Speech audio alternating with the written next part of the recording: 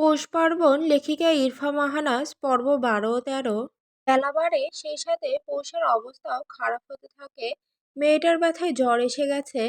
অনেকে আছে না, কিছু হলে অসুখ বাঁধে, সেরকমই পৌষ। ওর সবকিছুই একটু বেশি সেনসিটিভ। আর গতকাল রাতে ওর সাথে যা হলো তাতে জ্বর আসবে স্বাভাবিক। সেই সাথে সারা রাত কান্না আর চিৎকারে গলা বসে গেছে ওর। ওর শিয়রে এখন চৈত্র বসে আছে, পৌষের মাথায় জলপট্টি দিচ্ছে আর কিছুক্ষণ পর পর ভাইয়ের দিকে কটমট করে তাকাচ্ছে। সকালে পার্বণ যখন দেখলো পৌষের গা গরম, তখনই বুঝে গেছে এই মেয়ের জ্বর আসবে। তাই সময় ব্যয় না করে দ্রুত ছুটে ভাদ্রের রুমের দিকে। দরজায় জোরে জোরে বাড়ি দিয়ে ধাক্কায়, মনে হয় পারলেও দরজা ভেঙে ভেতরে ঢুকে যেত। পার্বণের জ্বালায় খ্যাক খ্যাক করতে করতে এসে দরজা খোলে ভাদ্র। গত রাতের কথা মনে হতেই একই সাথে রাগ আবার অস্বস্তিও হতে লাগে। সেই কারণেই একটু খেকে ওঠে ভাদ্র। এই কি হয়েছে, এভাবে ধাক্কাচ্ছিস কেন? দরজা কি তোর বাপের? দরজা আমার বাপের না হলেও তোমার ঘরে থাকা নারীটি আমার বাপেরই, তাই সাইড দাও, তাকে নিয়ে যেতে হবে। কথাটা বলতে বলতে ভাদ্রকে ঠেলে ঠুলে ভেতরে গিয়ে ঘুমন্ত চৈত্রকে ঘুম থেকে তুলে টেনে টুনে নিয়ে যেতে নেয় পার্বণ। বউকে এভাবে টানা হেঁচড়া করতে দেখে চেঁচিয়ে ওঠে ভাদ্র। এই করছিস কি? আমার বউ নিয়ে যাচ্ছিস কোথায়? আমার বউয়ের কাছে। ব্যাস এটুকু বলেই চোট্টকে নিয়ে পার্বণ সেখান থেকে চলে যায়। পরে ভাদ্রও সাথে যায়। পার্বণের ঘরে ঢুকে তো ভাদ্র ও চৈত্র দুজনের মাথায় বাজ পড়ে। খাট ভেঙে আছে, আর সেই ভাঙা খাটের ওপর পোষ কাতরাচ্ছে। চৈত্রতে এই অবস্থা দেখে কথাই ভুলে গেছে কি বলবে। তারপরে পার্বণের পিঠে একটা কিল বসিয়ে বলে, এই বজ্জাতের হাড্ডি, এই কি করেছিস মেয়েটার? অতঃপর হাই হাই করতে করতে গিয়ে পৌষের কাছে যাই। পার্বণকে শাসিয়ে পৌষকে নিজের ঘরে, মানে চৈত্ররা যেই ঘরে ছিল সেখানে নিয়ে আসতে বলে। বইয়ের অবস্থা আসলেই ভালো না, তাই বোনের কথা চুপচাপ শুনে সুরসুর করে পৌষকে কোলে তুলে নিয়ে গিয়ে রেখে আসে চৈত্রদের ঘরে। বর্তমানে ভাদ্র রুম জুড়ে পায়চারি করছে। ও কি বলবে সেটাই বুঝছে না, ভাষা হারিয়ে ফেলেছে জাস্ট। সবাইরই এহেন দশা হলেও নির্বিকার পার্বণ রুমের এক কোণায় রাখা চেয়ারে দুই পা ছড়িয়ে বসে আছে। দেখ বেয়াদব, কি করেছিস? মেয়েটার জ্বর বাঁধিয়ে দিলি। চোত্রের কথা শেষ হতে না হতেই পার্বণের জবাব, বাসর তো ভাই আমারও ফার্স্ট টাইম ছিল। আমার কিছু হয়নি, আর তোর বোন ফিট হয়ে গেল। এ থেকে প্রমাণিত হয় তোর বোনের ইমিউনিটি কম, আমার কোনো দোষ নেই। না, তোর দোষ কিভাবে থাকবে? পোষ তো নিজেই নিজের এই অবস্থা করেছে। আর তো লজ্জা করে না এভাবে বড় বোন আর ভাইয়ের সামনে বাসরের কথা বলছিস? আশ্চর্য, করার সময় লজ্জা করলো না, আর বলার সময় কেন করবে? কাশি উঠে গেল ভাদ্রের। চৈত্র নিজের নজর লুকাচ্ছে। এত কাশাকাশি করছো কেন? বাসরের কথা তো আগে তোমরাই উঠালে। এবার মুখ খুলে ভাদ্র পার্বণকে বলে, বেয়াদব, আমার বোনের কি দশা করে দিয়েছিস তুই? তোকে যে আমি কি করব? আমি তোমার বোনের এই অবস্থা করেছি, তুমি আমার বোনের এমন অবস্থা করে দাও, ব্যাস শোধবোধ। চেঁচিয়ে উঠল চৈত্র, বলল, বেরো এখন আমার রুম থেকে, বেরিয়ে যা দুটোতে। বউ ছাড়া যাব না আমি। পার্বণের কথা বলতে দেরি, ওর মুখে চপ্পল মারতে দেরি হয় না। হাতের কাছে কিছু না পেয়ে ফ্লোর থেকে চাপ্পলি ছুঁড়ে মারে চৈত্র। আহ, আর পারছি না আমি, মেঘ ভাই, ব্যথা করছে আমার। পূর্ণার কথা শুনে কালমেঘ বলে ওঠে, আস্তাগফিরুল্লাহ। এই তুই এমন করছিস কেন? আর ব্যথা করছে মানে? আমি তো তোকে ধরলামই না। কালমেঘের কথাটা যে কোন মিনিং বুঝিয়েছে তার বুঝতে বাকি থাকে না পূর্ণার। ও ভোতামুখ করে বলে, সি কি অশ্লীল আপনি মেঘ ভাই। আমি হাতের কথা বলেছি। আপনার পিঠ চুলকাতে চুলকাতে আমার হাত ব্যথা হয়ে গেছে। তো আমি কোন সময় এসব বললাম? আমি তো তোকে ধরে মারার কথা বলেছি। তুই যে আদর বুঝবি সেটাকে জানতো। আসলে তোর মাইন্ডই খারাপ। কালো মেঘের কথা শেষ হতেই ওর পিঠে ধুম করে একটা কিল বসিয়ে দিল পূর্ণা। রাগে গজরাতে গজরাতে চলে যেতে নিলেই কালো মেঘ বলে ওঠে, এই আমার পিঠ এখনো চুলকানো বাকি আছে, তুই যাস কই? না দাঁড়িয়ে পূর্ণা জবাব দেয়, হরেক রকমের জিনিসের ভ্যান গাড়িগুলো যখন আসবে তখন একটা পিঠ চুলকানি কিনে নেবেন। আমি আর আপনার পিঠ চুলকে দিতে পারবো না। বলেই সেখানে আর এক মুহূর্ত দাঁড়ালো না পূর্ণা। ওর যাওয়ার পানে তাকে দোলনায় বসা কালো মেঘ শব্দ করে হেসে ওঠে, নিচু গলায় আওড়ায়, ভবিষ্যৎ বউ আমার ভীষণ খেপেছে। ইস, আজকে ভবিষ্যৎ না হয়ে বর্তমান বউ হলে চেপে ধরে এখন ওই ফুলো গালে ঠোঁট দাবিয়ে চুমু খাওয়া যেত। আফসোস হতে লাগে কালো মেঘের, তবে আফসোস করে কি হবে এখন। দুই হাত উপরে তুলে আড়মোড়া দেয় কালো মেঘ, গাল চুলকে পায়ে স্লিপার পরে হাঁটা দেয়। জন্য এতক্ষণ ছাদে ছিল সেই এখন নেই, তো কালো মেঘ থেকে কি করবে, তাই কালো মেঘও নেমে যায়। তখন পূর্ণার নিকট এগোতে এগোতে ওকে ছাদের রেলিং এর সাথে আটকে দেয় কালো মেঘ। অতঃপর মুখ নামিয়ে নেয় ওর ঘাড়ের কাছে। ঘাড়ে শুধু নিজের গরম নিঃশ্বাসগুলোই ফেলে কালো মেঘ, এছাড়া কিছুই করে না। তবে পূর্ণা এতেই জমে যায়, ও কাঁপতে কাঁপতে বলে, কি কি কি করছেন কি মেঘ ভাই? কালো মেঘ সেভাবে থেকেই বলে, জানতে চাস? পূর্ণা জামার দুই প্রান্ত খামচে ধরে মাথা ঝাঁকায়। মৃদু হাসে কালো মেঘ ওর মাথা ঝাঁকানো দেখে। তারপর ওর কানের সাথে ঠোঁট ছুঁই ছুঁই করে বলে, পিঠটা চুলকে দে তো। ব্যাস, সব অনুভূতি রফা দফা করে দেয় কালো মেঘ। মানে এই ছেলেকে কি বলবে তাই ভেবে পায় না পূর্ণা। চপ্পলের বাড়ি খেয়ে তৎক্ষণাৎই রুম থেকে বেরিয়ে যায় পার্বণ। ভাদ্র আর রিস্ক নেয় না।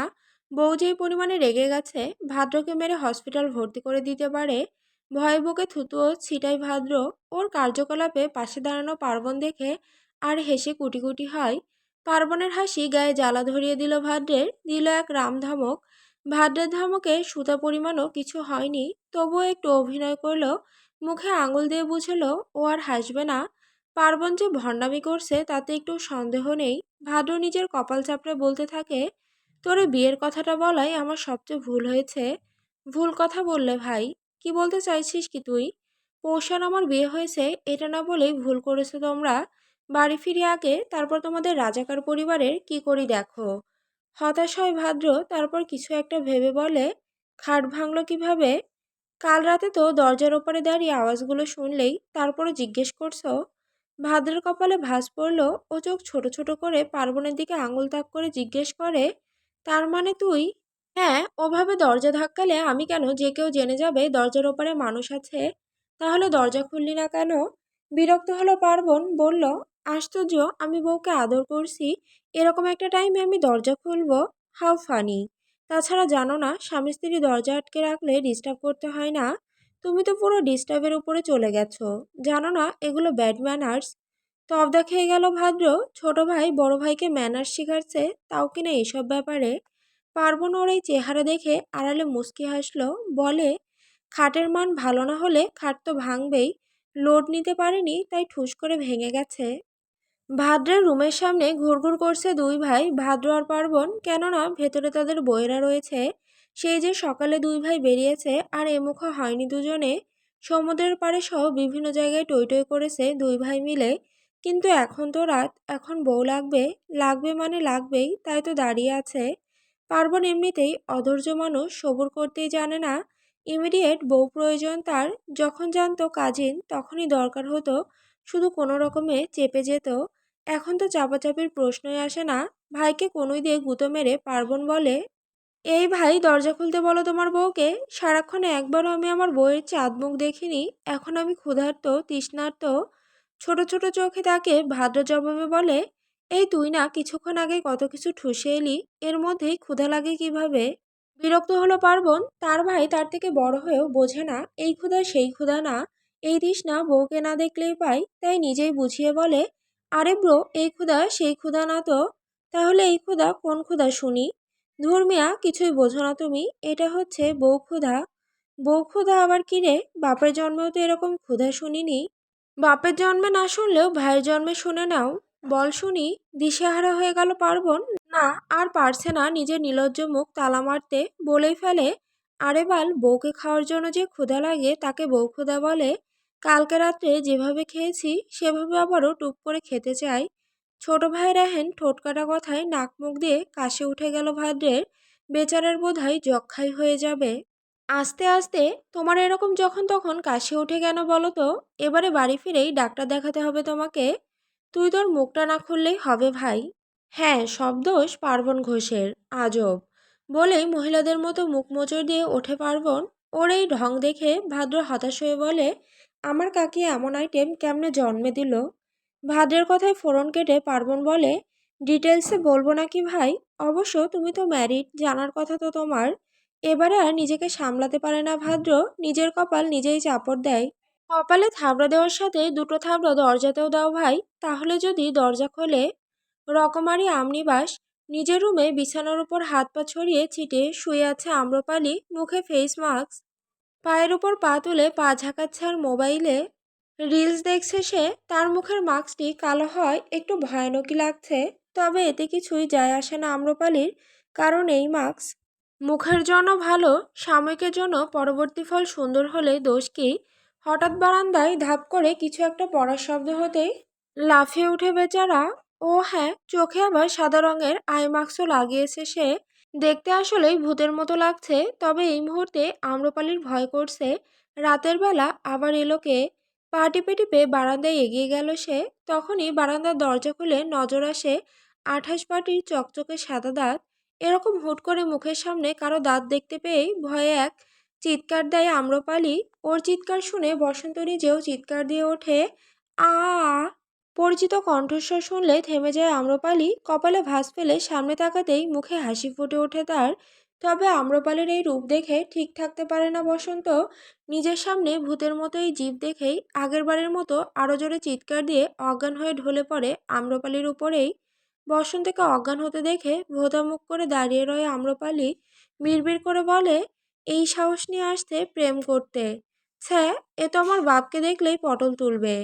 কলিং বেলের আওয়াজ পেয়ে দরজা খুলে ঘুরে হাঁটা দেয় হিমসাগর। ডাইনিং থেকে পানি খাবে সে তাই। আষাঢ় বসন্তের বাবা এসেছিল কিছু কাজে হিমসাগরের নিকট। তিনিও হিমসাগরের পিছু পিছু যান। হিমসাগর পিঠ করে ঘুরে থাকায় আষাঢ় ওনার মুখ দেখতে পারে না। না দেখে কথা আরম্ভ করে, ভাই একটা হেল্প লাগতো। বাকি কথা আর বের করতে পারে না, মুখে আটকে থাকে আষাঢ়ের। হিমসাগর আষাঢ়ের দিকে ফিরে। হিমসাগর নিজেও আম্রপালির মতো মুখে কালো মাস্ক লাগিয়ে রেখেছেন। মূলত বাবা মেয়ে দুজনে আজকে ফেসিয়াল করতে নেমেছে। তবে ভিকটিম হয়ে গেছে আষাঢ় বসন্ত, দুই বাপ ছেলে। হিমসাগরের এরূপ দেখে বসন্তের মতো তিনিও এক বিকট চিৎকার দিয়ে জ্ঞান হারিয়ে লুটিয়ে পড়ে মাটিতে। আষাঢ়কে অজ্ঞান হয়ে পড়ে যেতে দেখে তাজ্জব হয়ে যায় হিমসাগর। ভাবে হলো কি আবার এর। ওই আপা দরজা খোল। অনবরত দরজা ধাক্কাচ্ছে আর খোলার জন্য বলছে পার্বণ। ওর এমন চিল্লাপাল্লার ধাক্কাধাক্কিতে অতিষ্ঠ হয়ে এবার মুখ খুলে চৈত্র, এই এভাবে ধাক্কাধাক্কি করছিস কেন বেয়াদব? বউদাও নিয়ে চলে যাব আর দরজাও ধাক্কাবো না। কোনো বউ পাবি না তুই, যা এখন। আশ্চর্য, এমন করছো কেন? করব না? কি অবস্থা করেছিস মেয়েটার! এই অল্প কিছু সময় হলো জ্বর সেরেছে। ও আপা, আপু, মায়ের মেয়ে, আপা, বউদাও বলছি, দরজা খোলো, আমি আমার বউ নিব। পার্বণের অত্যাচারে অবশেষে হার মানে চৈত্র। পোষ নিজেও যেতে চায়নি, কিন্তু পার্বণ তো পার্বণই। দরজা খুলতেই পোষকে ঝড়ের বেগে গিয়ে কোলে তুলে তুফানের গতিতে নিজের রুমে নিয়ে আসে। এটা নতুন রুম অবশ্য। খাটের টাকা ভাদ্র দিয়ে দিয়েছিল পুটিকে। তারপর পার্বণকে চিবিয়ে চিবিয়েও বলেছিল, তুই খালি খাটই ভাঙ। পার্বণও মাথা নাড়িয়ে জানিয়েছিল, কেন নয়, অবশ্যই। আমি আবার বড়দের কথা ফেলতে পারি না। তখন ভাদ্রের চেহারাটা যা হয়েছিল না দেখার মতো। হাফ ছেড়ে বাঁচে ভাদ্র। নিজেও রুমে ঢুকে দরজা আটকে দেয়। পার্বণকে তো কিছু বলতে পারেনি, সেই সব ঝাল এখন ভাদ্রের উপর উঠাই চৈত্র। আকস্মিক এক ঘুষিতে চোখ কানা করেই শান্ত হয় না। কিল, থাপ্পড়, কামড়, লাথি যা পেরেছে সব দিয়েছে। আর এদিকে ভাদ্র বুঝল না, ও মার খাচ্ছে তো খাচ্ছে কেন, হোয়াই। পৌষকে জাপটে ধরে শুয়ে আছে পার্বণ। ওর মতিগতি সুবিধার লাগছে না পৌষের কাছে। তাই আগেই হুঁশিয়ারি বার্তা দেয়, আমি অসুস্থ, যদি ভুলে উল্টাপাল্টা কিছু করার চেষ্টা করেছিস তবে দেখিস কি করি। পৌষের নরম গাল দুটো চেপে ধরে টপাটপ কতগুলো চুমু খেয়ে পার্বণ বলে, চেষ্টা করব কেন, এখন তো আমি এক্সপার্ট করেই দেখাই। এই, একদম না। কালকে বাড়ি ফিরতে হবে আমাদের। তোর জন্য যদি আমি আবার বিছানায় পড়ি তাহলে দেখিস। আচ্ছা দেখব। কি দেখব? আমি কি বাড়ি ফিরবো না? পরশু রোজা। সেই জন্যই তো বললাম, রোজায় তো আর তোকে আদর করতে পারবো না। আর টেনশন নিচ্ছিস কেন? আমি আছি না। তুই তো বড় টেনশনের কারণ। আবার বলে টেনশন কেন নেই। পৌষকে নিজের সাথে আর একটু মিশিয়ে নিল পার্বণ। ওর গলার ভাঁজে নাক মুখ ঘষতে ঘষতে বলল, জান, I am so hungry, please just একবার। একদম নয়, আগের দিনও একবার বলেছিস, কিন্তু কি হয়েছিল সব মনে আছে। আজ একবারই। আমি জানি তো তুই অসুস্থ। জানিসই যখন তখন দূরে সর। হুম, এটা সম্ভব নয়। এখন তুই কি সম্মতি দিবি কিনা বল। কিছুতেই দিব না। ওকে, দেন রেডি ফর রোম্যান্স জান। বাঁকা হেসে পৌষের উপর উঠে যায় পার্বণ। পার্বণের হাসি দেখেই বুকটা ধক করে ওঠে পৌষের। ও শুষ্ক ঢোক গিলে সামনে তাকাতেই ওর চোখ দুটো বড় বড় হয়ে যায়। ও চিল্লিয়ে ওঠে, পার্বণের বাচ্চা, না। পৌষের চিৎকার শুনে পার্বণও শয়তানি হাসি হেসে প্যান্টের বেলটা হাতে পেঁচাতে পেঁচাতে ওর দিকে এগিয়ে যায়।